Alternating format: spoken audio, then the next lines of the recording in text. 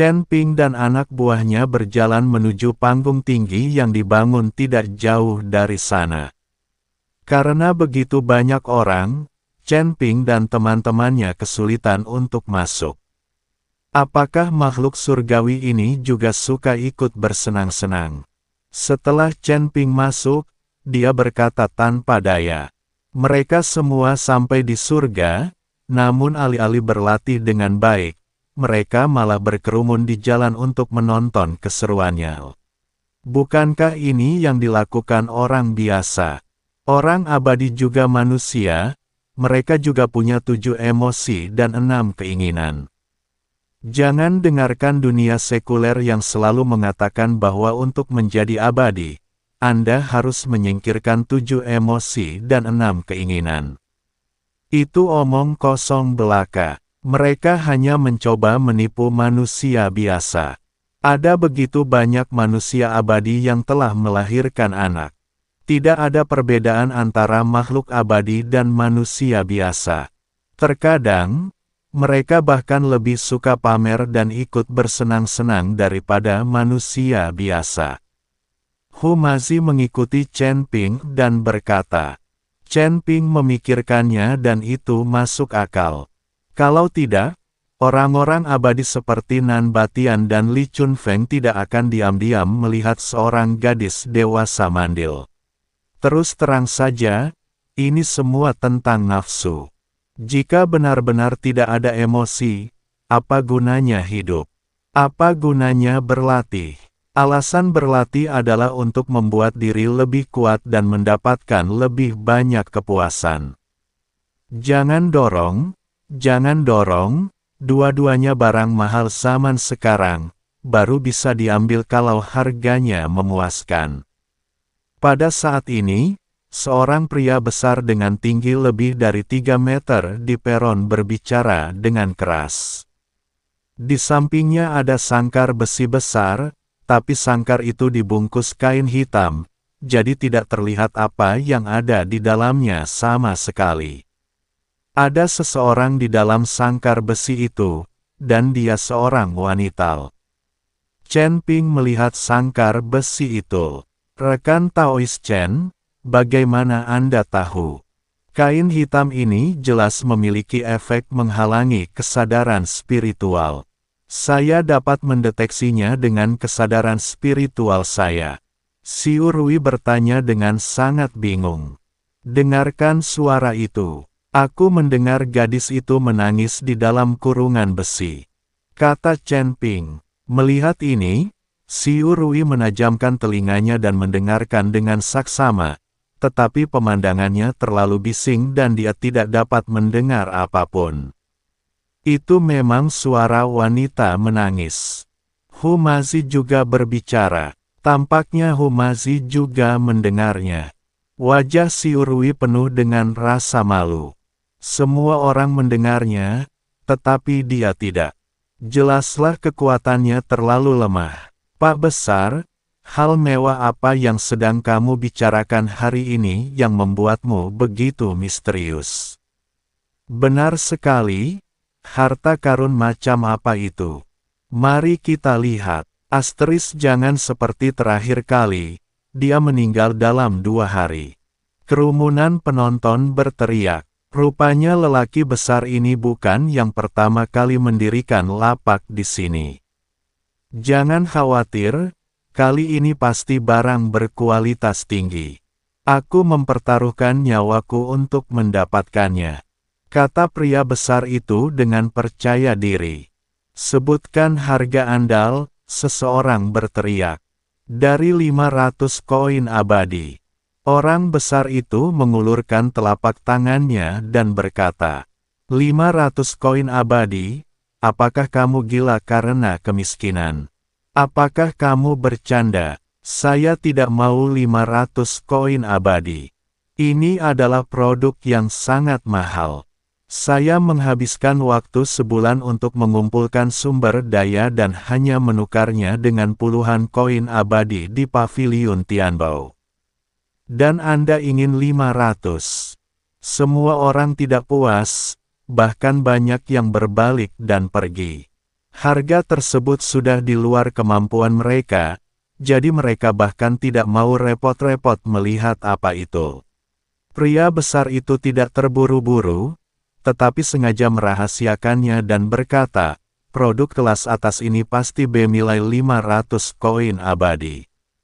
Sial, berhenti membuat kami penasaran, ayo datang dan lihat apa itu. Jika kamu terus berpura-pura seperti ini, kita semua akan pergi dan tidak akan kembali lagi. Ayo, biarkan dia pamer di sini. Semua orang sangat tidak puas. Bagaimanapun, ketegangan seperti ini sungguh menyebalkan. Jangan pergi, aku akan menunjukkannya padamu. Orang besar itu panik, jadi dia melepas kain hitam itu. Ketika kain hitam diangkat, mereka menemukan dua gadis terkunci di dalam kandang besi.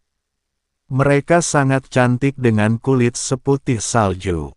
Pada saat ini, kedua gadis itu hanya mengenakan pakaian dalam dan diawasi oleh semua orang di dalam kandang besi. Kedua gadis itu gemetar ketakutan, mata mereka penuh kengerian. Ketika mereka melihat kedua gadis ini, terjadi keributan di tempat kejadian. Sial, indah sekali. Pria besar, dari mana kau dapatkan gadis manusia secantik itu? Jika aku bisa mendapatkan rumah, alangkah menyenangkannya menjadi seorang gadis budak. Semua orang menatap gadis itu dengan saksama dan mengucapkan kata-kata cabul kepada kedua gadis itu tanpa ada yang ditutup-tutupi. Mata Humazi berbinar-binar, jakunnya berguling-guling, dan dia menggigit bibirnya erat-erat. Diperkirakan dia tidak dapat menahan diri dan akan naik ke panggung untuk mengambilnya.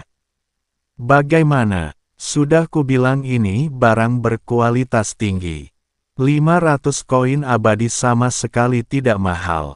Siapapun yang menginginkannya, Anda dapat mengajukan penawaran. Harga minimumnya adalah 500 koin abadi. Penawar tertinggi menang. Pria besar itu berteriak, 505, 506, 507. Tak lama kemudian orang-orang menawar dengan jumlah yang besar, tetapi kenaikannya tidak begitu besar. Tampaknya orang-orang di sini sangat miskin, menambahkan 10 yuan sekaligus. Kedua gadis itu meringkuk dan menjadi komoditas pada saat ini. Mereka tidak punya hak apapun, apalagi melakukan perlawanan. Sama seperti para pedagang hewan di dunia sekuler. Namun di surga, manusia, binatang, dan iblis semuanya berdiri di garis start yang sama, jadi ada kalanya manusia juga diperlakukan sebagai komoditas. Aku akan memberimu 1000. Pada saat ini, Humazi di samping Chen Ping tiba-tiba berteriak. Suara itu bagaikan sambaran guntur yang tiba-tiba membuat suasana menjadi sunyi seketika. Yang lain menambahkan 10 yuan sekaligus, dan Anda masih menggertakkan gigit. Namun, tiba-tiba ada yang meneriakkan harga tinggi yakni 1000 koin peri. Semua orang memandang Humazi. Pria besar di atas panggung juga bersemangat dan menatap Humazi. Humazi tidak menunjukkan rasa takut sedikit pun di bawah tatapan semua orang. Bagaimanapun, Humazi adalah manusia abadi di surga ke-6. Dia telah melihat berbagai macam pemandangan, dan 1000 koin abadi hanyalah setetes air dalam lautan baginya. Namun Humazi mengabaikan satu hal. Mereka baru saja dibawa ke sini melalui jalan raya. Siapa saja yang memiliki koin abadi? Chen Ping memiliki cukup banyak koin roh dan batu peri, termasuk beberapa senjata ajaib dan peralatan spiritual yang dijarah dari orang lain.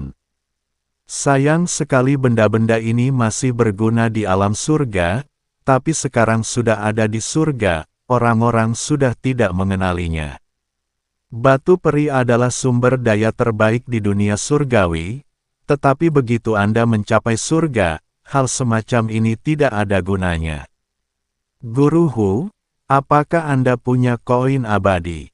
Chen Ping bertanya dengan suara rendah. Aku, Hu masih baru ingat kalau dia tidak punya koin peri sama sekali. Dia bukan lagi manusia abadi di surga ke-6, dan sekarang dia bahkan bukan lagi pengembara abadi. Rekan Taoisku, aku melihat bahwa kamu dipimpin oleh Dao Agung, tapi aku tidak menyangka kamu begitu murah hati. 1000 koin abadi, dan 2 gadis manusia ini milikmu. Orang besar itu berkata kepada Hu Mazi dengan antusias. Hu Mazi tersenyum canggung, lalu bertanya, Dao You, bisakah kamu membeli secara kredit? Pria besar itu tertegun sejenak, lalu berkata dengan marah, Dao You, apakah kamu bercanda? Apakah kamu tidak punya koin abadi? Bagaimana mungkin tidak ada uang? Aku sedang kekurangan uang akhir-akhir ini. Hu Mazi menolak untuk mengakui bahwa dia tidak memiliki koin peri. Sial, kau hanya bercandal. Orang besar itu murka dan langsung menangkap Hu Mazil. Ketika orang besar ini bergerak, Chen Ping dan yang lainnya langsung terkejut. Jelaslah bahwa orang besar ini telah mencapai tingkat pengembara abadil. Ketika yang lain melihat orang besar itu beraksi, mereka semua bersembunyi. Sial, seorang kultivator biasa berani menyerangku. Hu Mazi juga marah. Dia mendengus dingin lalu menamparkan dengan telapak tangannya. Wah, dengan serangan telapak tangan ini, tubuh Hu Mazi langsung jatuh ke tanah, dan darah muncrat keluar dari mulutnya. Tuan Hu, Chen Ping bergegas maju dan membantu Hu Mazi berdiri. Mengapa Anda berpura-pura? Anda bukan manusia abadi sekarang. Sial, aku lupa. Hu Mazi tampak tak berdaya. Melihat ini, lelaki besar itu hendak menyerang lagi, tetapi dihentikan oleh Chen Ping. Saudaraku, jangan lakukan itu dulu, itu hanya 1000 koin abadi. Tidak ada apa-apanya. Pria besar itu berhenti dan menatap Chen Ping, kamu hanyalah seorang abadi kelas 1, tetapi kamu telah mencapai level ini. Tampaknya kamu sangat berbakat atau ada seseorang di belakangmu yang masuk melalui pintu belakang. Chen Ping terkekeh dan berkata, saya masuk lewat pintu belakang dan ke sini hanya untuk melihat-lihat. Kamu bisa memasuki surga pertama melalui pintu belakang, tapi bagaimana kamu bisa masuk ke kota badak ini? Seseorang bertanya dengan bingung. Lagi pula, dengan kekuatan Chen Ping, mustahil baginya untuk mendapat izin, jadi bagaimana dia bisa memasuki kota badak? Saya berteman dengan putri dari Rhino City. Kami sering bermain bersama. Dia meminta saya untuk menjadi tamunya. Pada saat ini, Chen Ping hanya bisa terus membual, berharap dia bisa menyelesaikan krisis ini dengan membual. Apakah kamu berteman dengan sang putri? Jadi semua orang menatap Chen Ping dengan tak percaya. Bagaimana mungkin seorang kultivator tingkat pertama alam abadi bisa berteman dengan sang putri? Kalian harus tahu kalau sang putri adalah penduduk asli surga, dan dia dilahirkan dengan tulang peril. Bagaimana mungkin dia bisa berteman dengan seorang kultivator kelas 1 di alam abadi? Berhentilah membual. Bagaimana mungkin sang putri bisa menjadi temanmu? Sulit bagi kita untuk bertemu dengan sang putri. Bagaimana mungkin kau bisa menjadi temannya? Orang besar itu tidak mempercayainya sama sekali. Dia hanya besar, tidak bodoh. Aku tidak percaya. Lihat apa ini. Chen Ping teringat token kecil yang diberikan Niu Li kepadanya, jadi dia mengeluarkannya. Ketika lelaki besar itu melihat token itu, dia terkejut dan berkata, "Ini memang token dari City Lord's Mansion. Sepertinya kamu tidak berbohong. Meskipun sang putri adalah temanmu, kamu tetap harus membayar koin abadi hari ini. Kami tidak mengatakan tidak akan memberikannya kepadamu, tetapi kami tidak punya cukup uang. Ayo kita pergi ke paviliun Tianbao sekarang untuk menukarkannya dengan koin abadi untukmu." Chen Ping baru saja mendengar seseorang berbicara tentang paviliun Tianbao, jadi dia buru-buru berkata, "Baiklah, aku akan pergi bersamamu." Pria besar itu melompat langsung turun dari peron. "Saudaraku, kamu masih butuh seseorang untuk mengawasimu, jadi kamu tidak perlu mengikuti kami. Kami pasti akan datang setelah kami menukar koin abadi." Chen Ping tidak ingin orang besar itu mengikutinya, jadi mereka bisa berbalik dan melarikan diri. "Jangan khawatir, benda ini tertinggal di sini dan tidak seorang pun akan menyentuhnya. Tidak ada seorang pun yang pernah kehilangan apapun di Rhino City." Pria besar itu melambaikan tangannya dan berkata, "Melihat ini, Chen Ping hanya bisa mengangguk tak berdaya. Tampaknya mereka hanya bisa menunggu kesempatan untuk melarikan diri. Kalau tidak, apa yang akan mereka gunakan untuk menukar koin peri? Saudaraku, tolong tunjukkan jalan untuk kami. Lagi pula, kami baru saja tiba di sini dan kami belum mengenal paviliun Tianbao," kata Chen Ping. Pria besar itu mengangguk, lalu membawa Chen Ping dan yang lainnya menuju paviliun Tianbao. "Tuan Hu, bisakah kau menjatuhkan orang besar ini sehingga kami bertiga bisa melarikan diri?" Chen Ping bertanya pada Hu Mazi dengan suara rendah. "Aku tidak bisa melakukan itu, orang ini adalah pengembara abadi." Hu Mazi segera menggelengkan kepalanya. "Tidak, kamu tadi sangat sok, dan kamu masih menawarkan 1000 koin abadi." Chen Ping melotot marah ke arah Hu Mazil. "Aku hanya bersikap baik kepada wanita. Kedua gadis itu sangat baik. Aku takut mereka akan dirusak oleh orang lain." Hu Mazi berkata dengan agak malu. "Lagi pula, dialah yang menyebabkan masalah ini. Ayolah, kedua gadis ini disiksa lebih parah olehmu daripada oleh orang lain." Chen Ping memutar matanya dan berkata, Hu Mazi tidak mengatakan apa-apa karena Chen Ping benar. "Rekan Taois Chen, jangan pesimis dulu. Mari kita bicarakan hal itu saat kita sampai di paviliun Tianbao. Saat itu, kita bisa mengumpulkan semua barang yang kita miliki dan mungkin itu akan bernilai 1000 koin abadi." Xiu Rui menghibur Chen Ping dan mengatakan kepadanya untuk tidak khawatiri. "Itulah satu-satunya cara." Chen Ping mendesah. Tak lama kemudian, ketiga orang itu dibawa ke paviliun Tianbao oleh pria besar itu.